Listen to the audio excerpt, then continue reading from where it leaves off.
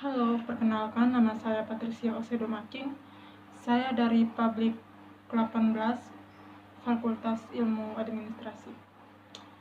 Di sini saya akan mempresentasikan tentang studi dan analisis perbandingan administrasi negara. Yang pertama adalah pendekatan dan metode studi perbandingan.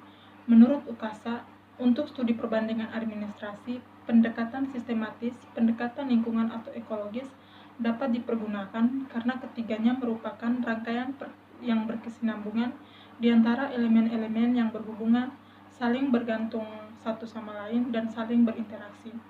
Selain itu, ketiga pendekatan tersebut pun mengarah pada kebulatan yang utuh yang sehingga dapat membentuk rantai kombinasi yang saling berhubungan. Tahapan perbandingan. Yang pertama, tahap pengkategorian wilayah, yaitu wilayah dalam artian pusat, provinsi, dan daerah. Yang kedua, tahap penentuan waktu perbandingan, yaitu masa lalu, masa sekarang, dan masa yang akan datang sebagai bagian dari prediksi ilmu administrasi negara. Yang ketiga, tahap penentuan tempat. Yang keempat, tahap pencarian masalah utama. Yang kelima, tahap penentuan pendekatan, metode. Yang keenam, analisis. Dan yang terakhir, penarikan kesimpulan. Yang berikut faktor-faktor penting dalam mempertimbangkan suatu masalah. Yang pertama, apakah masalah yang dimaksud berguna untuk dipecahkan? Artinya, ada prioritas tertentu dalam memilih masalah. Jika pemecahan yang dilakukan berguna bagi kepentingan suatu ilmu pengetahuan dan kehidupan manusia, maka itulah masalah yang benar-benar masalah. Yang kedua, apakah dibutuhkan kecerdasan untuk memecahkan masalah yang dimaksud? Ini harus dijawab oleh peneliti dalam memecahkan masalah yang dimaksudkan.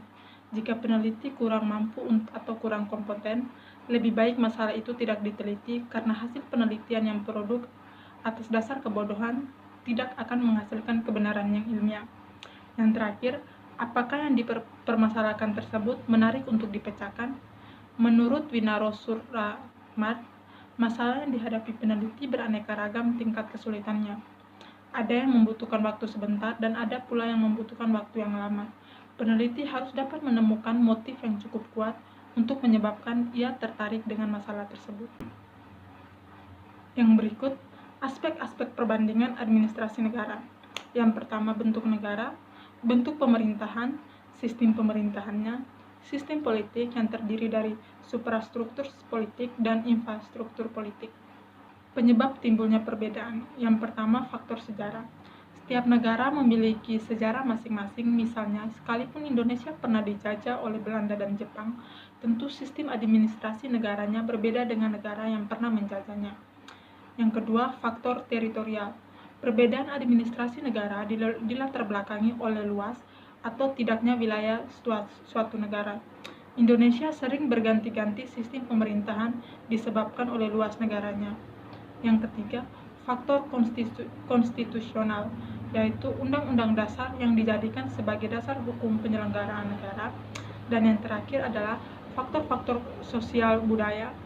Keragaman budaya menjadi bagian penting untuk menciptakan kerukunan bermasyarakat dan menciptakan kesejahteraan masyarakat. Dan yang kelima adalah faktor kepemimpinan, yaitu setiap pemimpin memiliki visi dan misi yang berbeda sehingga kebijakannya pun berbeda. Jadi, itu saja presentasi dari saya. Semoga ilmunya bermanfaat. Terima kasih.